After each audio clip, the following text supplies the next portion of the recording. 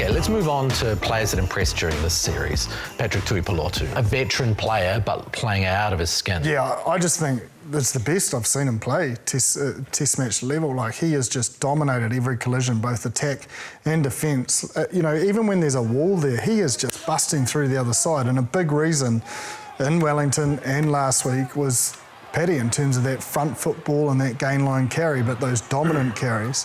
Even if he's on a short run-up, he just has a way and an ability to dominate even some of the biggest athletes in the game. Yeah. Well, I think also like Fabian Holland, like for a guy that's played 3 test matches, 80 minutes, pretty much seems like he's not playing at his age with the trust that they can have to be able to have him being able to play 3 test matches at 80 minutes. So like, I think Jip's got some pretty good stats along with Duplessis Creefy on the weekend, but all the little stuff that you don't see, which we love to see, he does that consistently. So and that's one of the reasons why he's been selected. You talk around with what Razor, Jason Ryan, and how they describe him. It's all those little things, and which I think is perfect for test match footy. And you know, I've also just really enjoyed the new players that have come in that haven't played a lot. You know, your Ollie Norrises that played really well for 2 test matches. You've obviously talked around Billy Proctor, who had a better second test match. Even Rico Ioane, I think when he did play on the wing, was a lot better in terms of that second test match. So I just think the guys that haven't played a lot of minutes have done really, really well. And so that comes back to, I guess, the team and how the All Blacks and the coaches have kind of prepared these boys to be able to come in, and especially in big test matches and big moments, and also in the second half of a couple of test matches, they've done really, really well. So, but you're probably going a little bit with Duplessis Creefy and Fabian Holland. Well, both Holland and Creefy have 52 rucks each on the weekend. So each, not combined. So where is that in comparison to what is normally a good stat for a ruck hit?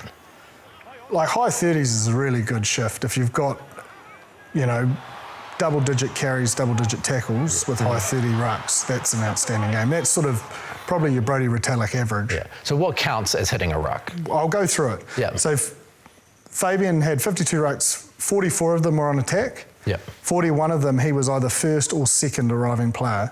Now, that's a critical stat, because if you're getting to third and fourth, you're probably not needed, or the first 2 have been ineffective and you are needed. So I can't decipher what those 3 were, whether they... Yeah. But 41 out of 44 on attack, he's definitely needed. So the first test is, are you just making up the numbers? Are you a stat hunter?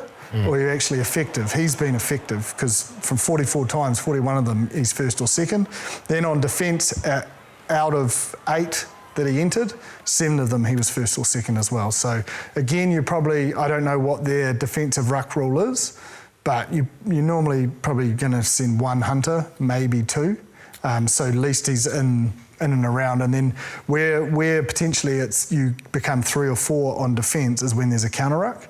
So that someone will win that collision, then you join it to finish it off. So defence is it's a lot easier to understand what's good and what's not than attack. And then Duplessis, out of the 39 were on attack, 32 is in the first or second, and then on defence, 10 out of the 13. So reason why I bring those numbers up, one, Holland's allowing Paddy to be his best, because he's cleaning a hell of a lot of rucks, and Paddy's carrying and getting over the game line. So that's the team working together, working to your strengths, which is a great fit. And it's no different for Kirifi. Samipeni Finau, 15 carries. Now, there's so many stats, I get it, but out of his 15 carries, 80% of them over game line. That's high. If you think about what we celebrate, 80% is high. 90% of them lightning quick ball.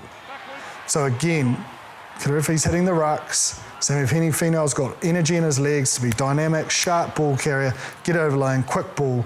So you talk about putting all the pieces of puzzles together. It was actually a really good series in terms of playing to each individual strength.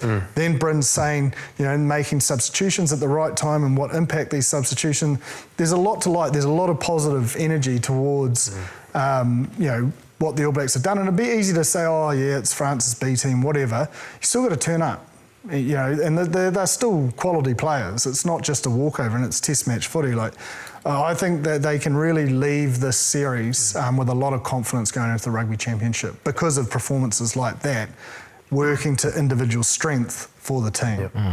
And I think just lastly on that, that's the difference. I think why we've seen better attack from the All Blacks this year. 100%. So when you've got those kind of numbers that people are consistently over the advantage line, then that's when you're able to swing.